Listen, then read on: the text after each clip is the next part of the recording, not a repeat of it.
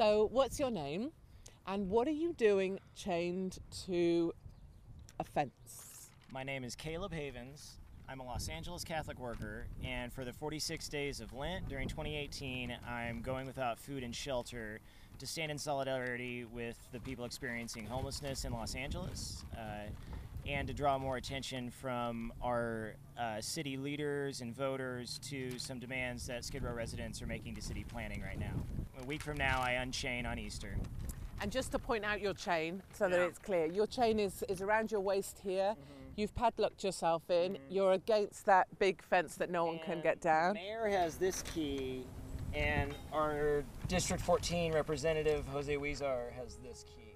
Why have they got the keys? Well, because they're our leaders, and if we're going to find a solution to this crisis, we need their support for what we've collectively decided are the really important things to put into our neighborhood plan. And have they come to see you? They've got those keys. Have they come to visit you? Jose Huizar came to see me. We talked for about 20 minutes, and I talked with his staff for a while, and I'm still in touch with his staff. Mayor Garcetti called me a few days later, and we talked for a few minutes, and I emailed him the demands, and then I've been in touch with his staff for follow-up. And their offices are talking about when they're going to be able to make it down and meet with our coalition. Yeah. And you talk about hearing. Yes. They keep talking, and it's one of the things I see quite a lot, especially in the articles about you, in people talking about the situation here on Skid Row, is the amount of talking that's done and meetings that are held, but nothing actually happens. Why does it get to a point where you're down here not eating for 34 out of 47 days? Is it 47 in total? Why do you get to that point that you decide to do this?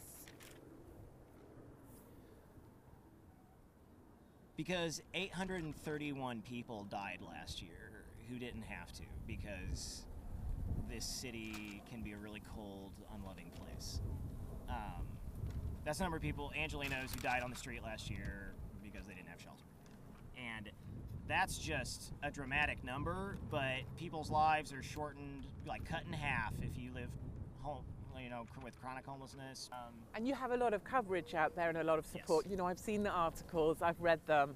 There's people, I knew about you, I'm from the UK, I came to find you. So I guess what I'm trying to say is, I'm sure you know, but people are hearing what you're doing, and that's an incredibly powerful thing for one guy to do that, but you're still chained to a fence.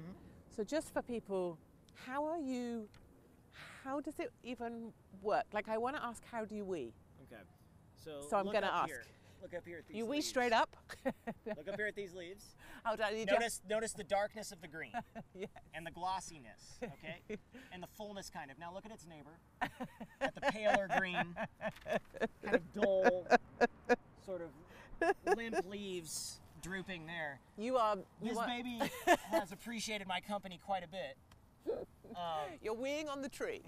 And I've also been doing a little bit of solids mixing with composting agents. Nice. In the rat holes down here. Okay, good. Have you ever regretted sitting in this chair being chained to that wall, not eating? There have been some dark moments, some real soul searching, but overall, I'm blessed beyond measure and really glad that I did this, because I think that it helped bring the conversation to places it hadn't been before. And this tree appreciated it, if for no other. This tree is looking good. I spent a couple of days reporting on Skid Row because I feel like it's time journalists stop gazing at their navel or the breasts of women who say they've slept with the president, and time they got out there and reported on a story. To see more of my work and more real reporting, join me at hopkinsworld.com.